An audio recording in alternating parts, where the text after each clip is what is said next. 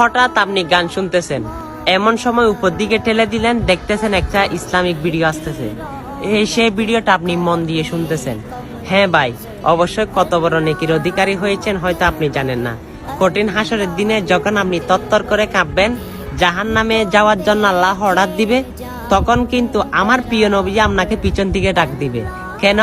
আপনি Islamic video এবং Islamic কথাবার্তাগুলো মন দিয়ে শুনেছেন, আমার রসুলের মায়ায় পড়ে গেছেন। তাই হ্যাঁ ভাই, অবশ্যই এই সুন্দর একটা কাহিনী বলে দিলাম।